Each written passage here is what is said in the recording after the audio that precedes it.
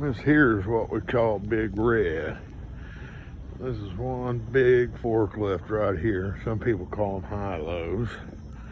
I mean, she's got a mast on her now.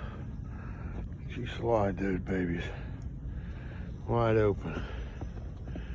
Press like you like this. This is diesel powered. She runs good.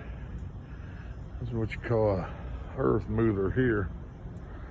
You can pick up just about anything with that. Stuff up in there, cab over and stuff. You know, it's got a lot of cool features and pipes and horns up there on it and stuff. But she's big now. She's real big. She's big enough. She moves all these logs, aluminum logs here with it, and that's a lot.